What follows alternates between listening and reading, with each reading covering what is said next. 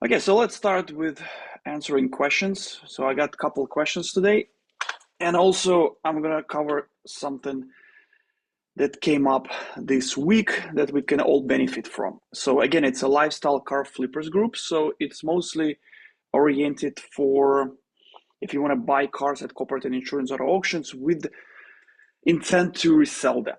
So that's our niche. So the questions we had today, so the first one, it was from Kevin. So he said that I realize flipping salvage title cars, the duration is the process to get it registered is much longer than usual, including waiting for an inspection appointment. Any tips on how to work around this? So, salvage cars, it has multiple steps in it. So first of all, you find the car at auto auctions, then you buy it, then you move it, then there's going to be some repairs. Like even if you buy it with no damages, something will eventually come up. So what you do this since it's you're not a car dealer yet, right? So it's mostly you're flipping cars as a hobby at the moment. So every state has the maximum number of cars you can flip on an annual basis. And averagely, you see like different state, different number of cars. I mean, some state like Florida has only 2 cars per year, which is, like it's not really great. And some states like New Jersey, you have unlimited, right? So you can flip as many cars as you want. So what I found in my career, usually 4 or 5 cars per year, that's the average. And that's how you do it. So I showed you, like I got myself like a car that was July 16th. So it's about months and a half. So I purchased this car. So I shipped it to the body shop and they've done repairs. Vacation time, like we were sourcing some parts were missing. We were doing detailing. So it took months and a half to get this car up and go, and it had very minor damages. So what I do, so what I know, like I'm going to get this car this week or early next week. I already purchased another one. Okay, so that's another project I got. It was like 5 days ago. I paid it off. It's actually being shipped to the body shop as we speak. So I'm getting this car, right? So all the paperwork is being done right now. So I'm gonna have opportunity to drive this car, enjoy this car, do some content with this car, promote this car while this car is being in the process of repairs. So I have around months and a half, 2 months before this car is going to be done. I have opportunity to sell this car. So while I'm enjoying it, as what I preach in the lifestyle car flipper, the whole purpose of the car flipping is to enjoy it. If you do it only for the reason to make money, that's not a lifestyle car flipper. That's pretty much a car dealership. So if you do car flipping and you're doing lots of cars and you do it illegally, you wash titles, you don't register it under your name. So there is, first of all, it's illegal. You could be caught and fined. But I mean, at this point, you should just get like a car dealership license, and then you can do it full time. As a lifestyle car flipper, again, we, like ideally, we do this 4 or 5 times a year. So as I showed you, like I find projects at around 1.5, 2 months. That's decent for me. So it allows me to get 5, 6 cars per year. Even though I'm a car dealer, I can do as many cars as I want. I do it as a lifestyle. Like I don't do it to make money, because I have other means of making money because we run 2 pretty popular websites where we broker cars, right? But I still do it for fun because I still enjoy projects and I still enjoy buying them, enjoying them, and flipping them. And these projects I mostly buy to show you what's possible. Okay, so you can actually learn from me how I do it, and that's how you do it. Like 2, 3 months if you space every car like that, and when the car is almost over, you get another car and then you kind of like flip it, and then you have like opportunity to do 4 or 5 cars per year. So that's how I do it, Kevin, from my experience. Okay, and it worked really well. So the next question we have from I have like email address. It's Rani 747. So he says, I need help setting up auction license and I don't have a car lot start from home. So, I mean, as I understand, Rennie wants a car dealer license. So to get access to the auctions, okay, and he has no car lot. Okay, so there is, I mean, I've started the same way. That's my photo I found. Like it's, what year is that? I believe it's 2007, no, 2008. That's when I got my car dealer license. And you see, like I set my office from my apartment. That's the good angle. I didn't even cut it for the reason because you can see the bedroom from this angle. So it was my office. There was a bedroom.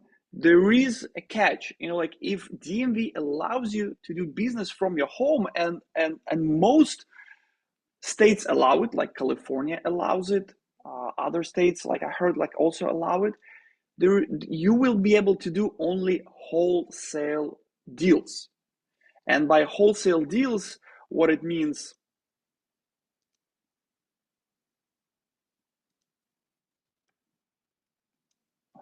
Okay, I'm just testing my devices.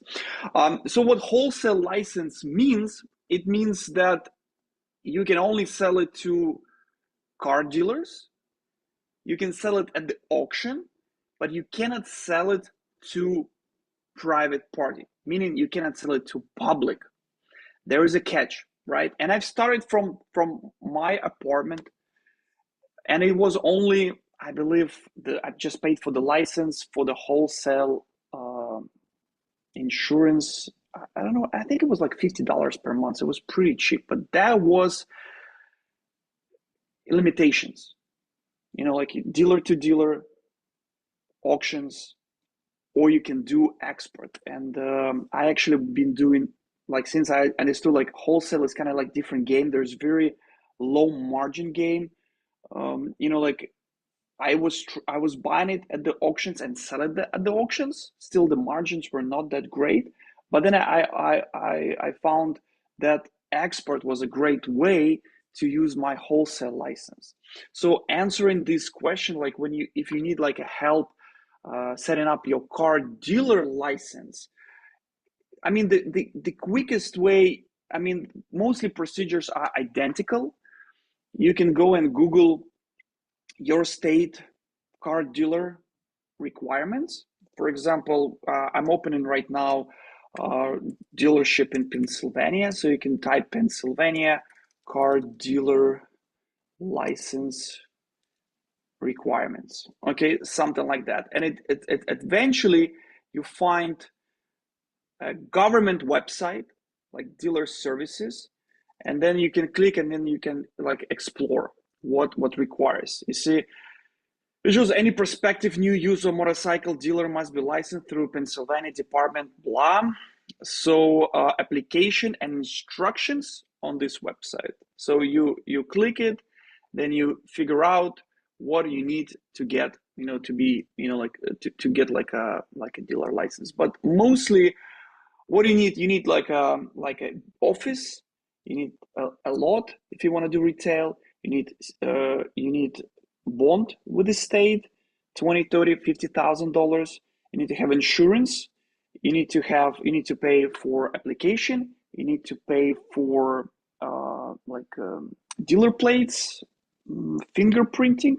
So meaning you don't have any criminal records, etc., etc. And I believe that's it. So I mean, but you can also check my car dealer 101 course where I showed how I opened multiple car dealership. I had one in a long time in California. I have one in Florida.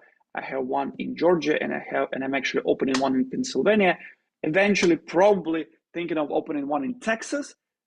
The same, the same, and you can find office space pretty cheap. You don't have to pay fortune. Like you can have like retail lot at around $500 to $1,000 per month. But again, I would start as a car flipper first, being able to be profitable on my 4 or 5 deals in a row. And when you get traction from car flipping, you eventually can move to car dealership, because when you open a car dealership, you need to have money upfront, like doing business. So estimated at $15,000-$20,000 per year, so around $15,000 to $2,000 per month. And this money, that's your overhead, that's your expenses. You would need to make money to cover these expenses, right? So $2,000, it's probably 1-2 deals per month, and then you need to sell more to be profitable. Okay, so it's not like you need to start car dealership right away, but car flipping allows you to drive your skills. Okay, and that's what I've done myself. I've done 15 cars per year, and when I figure out, I'm doing constantly 15 cars per year, on 80% I'm profitable. I calculated that's how much money I made. So I started a car dealership, and I spent money was like wholesale again, because I wanted to try it out inexpensively. But then it was like limitation that I could sell only to dealers and auctions. So I was doing this to cover my expenses, and I opened up a new opportunity for export. And I've been doing export for a long time. And in the last 5 years, we exported over 15,000 cars, and it's been working great. So hopefully it answers your questions. So you can start from home, limitations, do car flipping, and then investigate what's your state requirements for car dealership. Okay, the other question is from Paul. Paul was asking, any suggestion on buying exotics from Canada other than EPA hurdles? I've heard salvage, rebuild, title Canadian cars are not importable into US. Any info? And I mean, that's true. I mean, you won't be able to register that car. So sometimes when you go to corporate and insurance auto auctions, you will see Canadian title cars selling in the United States. So usually what it happens, like Canadian guys, they come to United States for vacation, snowbirds, whatever. They got in accidents, let's say in Florida, and the car stays and they sell it here. And it sells with the original paperwork, which is Canadian. From my experience, we had purchased these cars in the past, and before that, corporate would allow anybody with a license, USA license, to buy these cars. And we were stuck because we could not export this car. Like Canadian titles, you cannot export it from United States. Boom. You cannot register this car in the United States. So we pretty much were stuck with a parts only car, and we sold it we just parted out. That was a huge loss for us. We didn't know like we couldn't export. I thought you could, and we couldn't actually get like a US title for this car. So that was my experience. I've seen at Manheim, there are cars with Canadian titles, and they're legal to sell in the USA, but that's a little bit different story. It's a newer cars, they legally import, they go through procedures to turn them into US spec. So some companies do this for a reason. I don't have much experience. So we sell cars from United States to Canada, no issues. But from Canada to USA, it could be really, really hectic. So be careful with that. So, and also, like, I wanted to talk, so I think that's all the questions we had. The first question, so 4 questions. I also wanted to talk about Garrett's experience, and he's part of AutoHacker on Facebook. And the reason I want to talk about it, because this way we can learn from it. So it was his first car. He wanted to buy it for car flipping. And actually, he said it was a bust. So let's see what he purchased first. So he purchased this 2021 Chevrolet Camaro. So we see we had some prices analysis. The retail price was $26,000. The average sale price, we got this data. It's internal out. Like we analyze what's the price with these damages go at the auctions, and it was at average $8,500. So Garrett was able to get this car for a really good price of $6,500 with all the fees and shipping to Salt Lake City it was around $8,700. That's what he said. So he says he was planning to fix and flip the car. He figured out the same thing, so he purchased it for $8,000, worth $26,000. He would sell it for $22,000 since it has a salvage title. So it would be a bit margin for error. So what's the problem? Once he received the car, he was quoted from body shops to fix this car for $10,000 just in repairs, and it would be another $5,000 at least for airbags and upholstery work. The car won't start either, so that's an unknown repair. So he's not gonna take a risk. He want to just get rid of the car.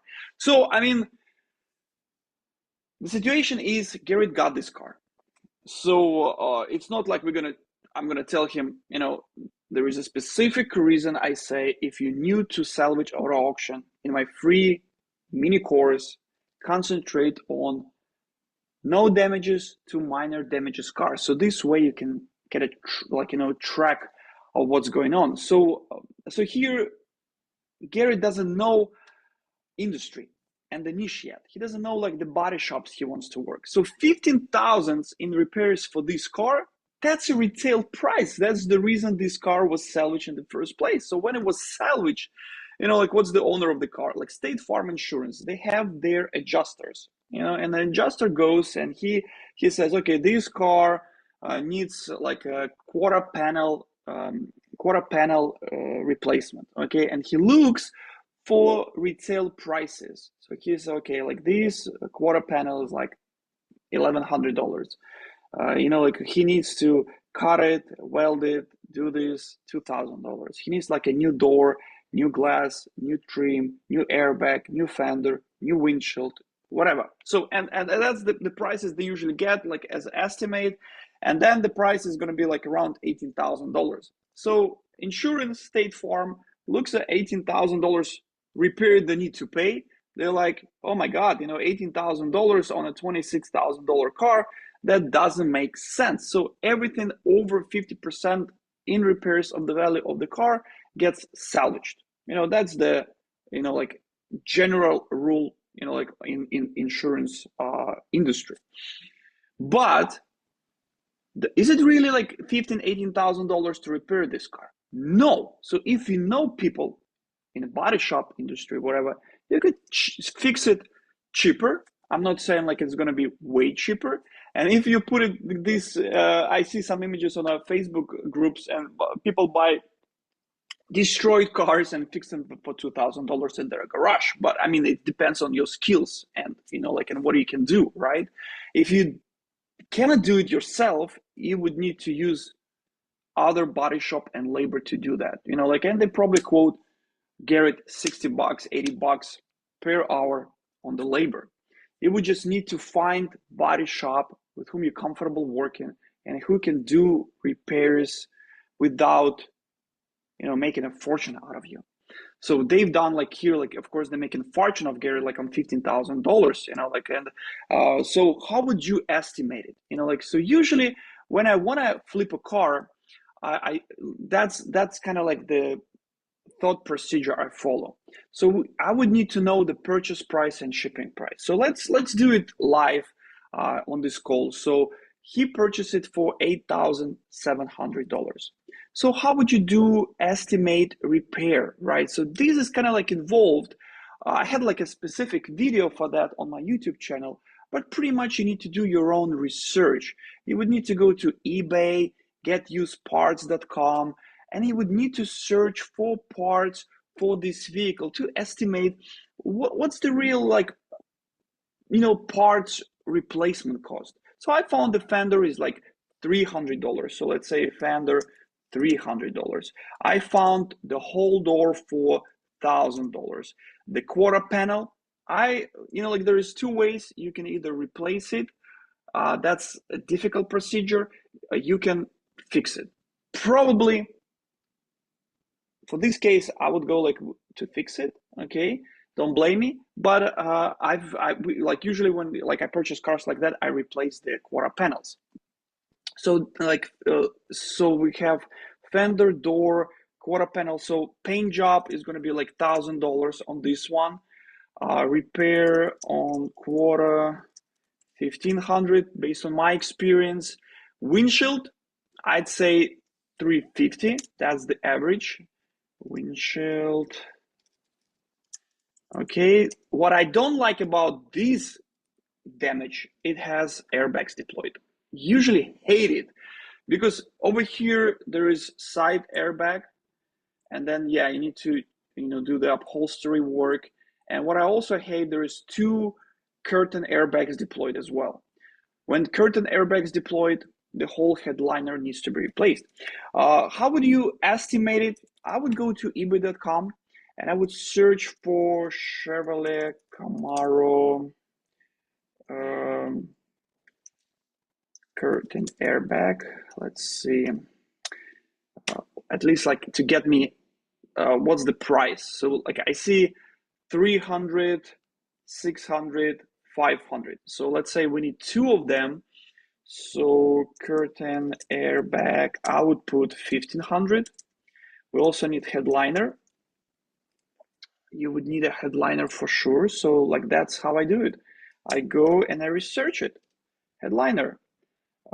Let's see. Will we ever even find the headliner? No, I would need to go like for used parts. So, but should be like around $500, $600.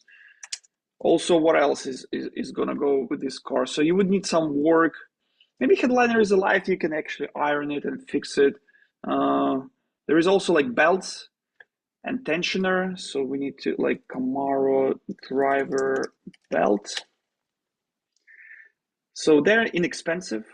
Like let's say with a tensioner, yeah, that's a whole assembly, $200. Let's do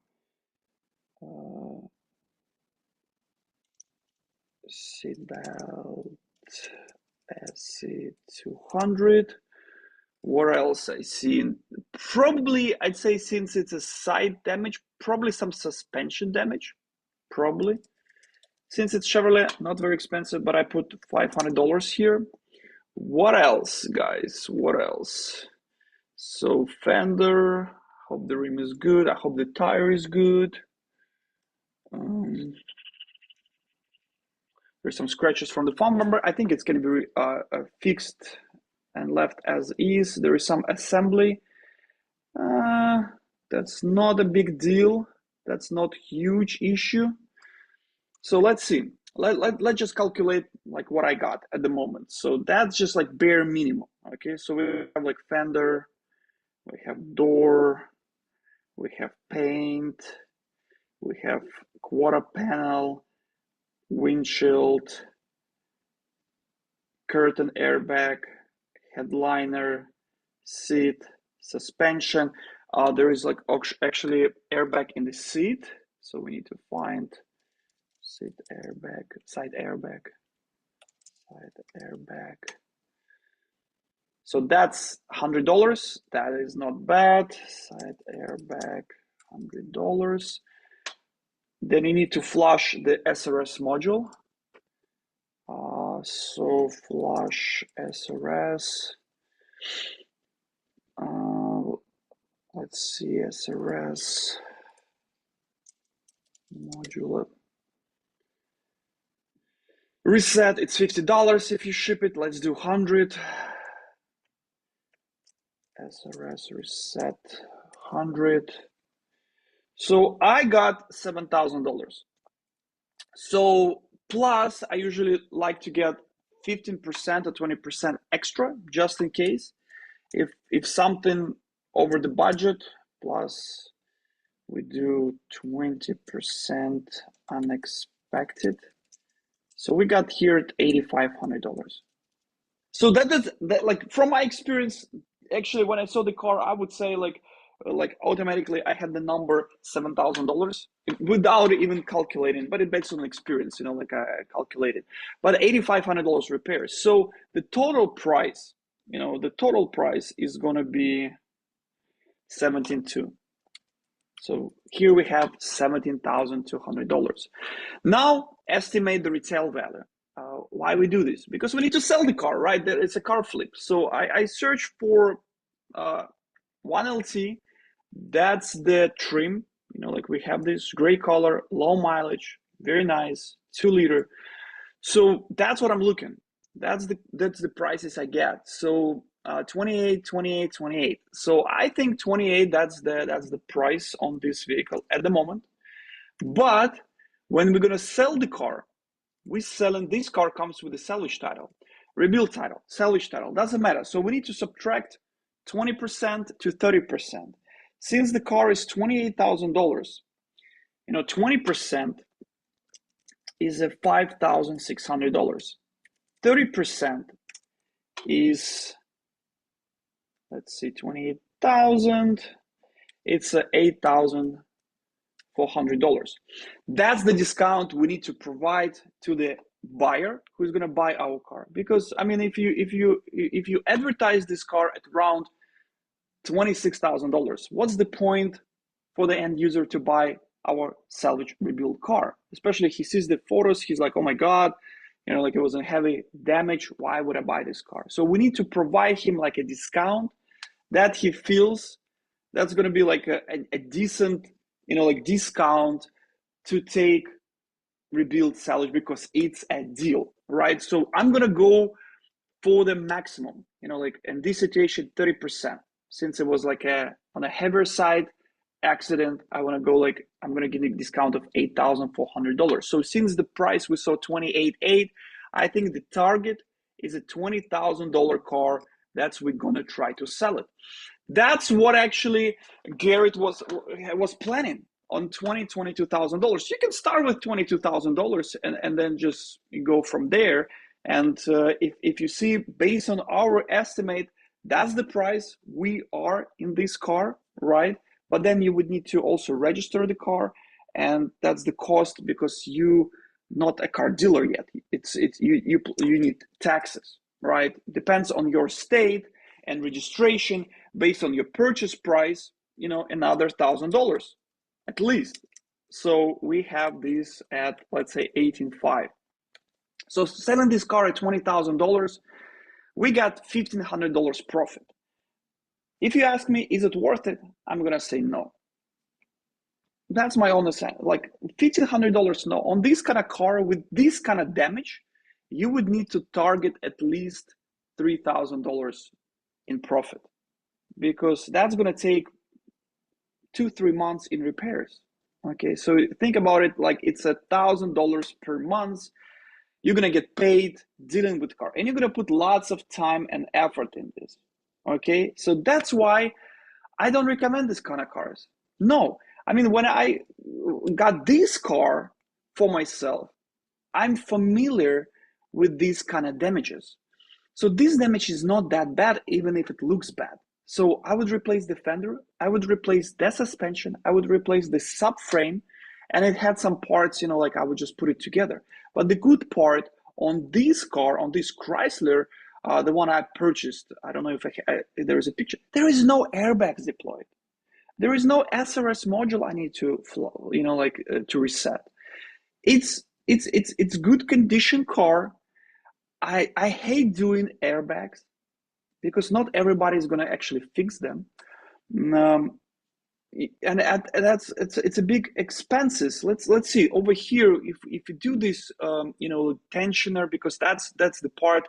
So like okay, so we have 10 minutes left. That's enough. We have time. So we see headliner 500, 2000, 22, 23, 20. So 2,500 I saved dealing with this kind of car, because it has no airbags deployed. And that's why I say, like, I love this car. And also when airbags deployed, usually the windshield needs to be replaced as well because it cracks. Here, I don't see any frame damage from that look. I can see we actually can save the headlights. There is, it's fixable. It's way better car, this car, than this car. And when you have experience, you understand why I'm talking about that. So again, like if I go like from that, you understood my idea. That's why I always recommend you go for cars with minor damages. So let's say there is a Chevrolet Camaro and I select low damages. And low damages, we actually had like a filter here to kind of like put all these cars that I actually like. It's a hail damage, it's theft recovery, it's vandalism, it's stripped. Not every car is good on this list, like these stripped cars we don't want to buy. But for example, I really like this Chevrolet Camaro. It's a vandalism damage, right? So it's going to be higher in price, okay? But you're going to get like way better car. There are not many things you need to do with this car. Some cosmetic parts. It's start and drive. You see there are keys. It's a 6.2 liter. There is like wipers are there. You can fix that easily. It's just overall way better car, guys. And it's the same as like my car, my Chevrolet Camaro that I got for, it's a 2018, retails at $34,000. And I bought it for $12,725 plus fees. So with all the repairs, and that's the final update on my car, it's almost done. They just registered the car for me. It's all clean. It's all beautiful. It's all assembled at $18,000. So this car with these packages at $36,000, since it has very minor damages, like it's not like heavy damage. It was like a vandalism, theft recovery damage. I'm planning to give like 20% discount on this one. So meaning $7,000 off. So if it's 35,000 minus 7,000, I'm going to start advertising my car at $28,000. Being in this car for $18,000 and putting 2 months into this car. Even if I sell this car at 25 or 24, I'm going to get a $6,000 profit, meaning I made $3,000 every month dealing with this car. Is it worth? For me, yes, because I have a relationship with the body shop. I know how they fix it, and they've done an amazing job. I've done extra stuff on this car. I love like when I do the car, I do like perfect. So I've done like oil transmission replacement. I've done oil change. We've done all the services. We've done all the extra stuff. This car in the condition of the rebuild title is way better than I believe like 80% on the market right now. And 25 grand for this car, putting 7,000 in my pocket. That's the way I like to car flip, okay? And you don't have to do like major job here. So you can go to AutoHackers, find this thread. You see, like I've purchased it 6 weeks ago. There was vacation time, unfortunately. So, like they start working it only in August, but they fixed the car in 24 days. And you can see the whole procedures, how we've done it, right? Easy. So, and I have like 5 more minutes. I want to go about the VIN.DOCTOR. I got this message from Brent yesterday. He was complaining that he paid VIN report for $8, and he said, what a waste. Your product told me nothing. And I just want to show you what he was looking for. He was getting VIN.DOCTOR report for the cargo trailer.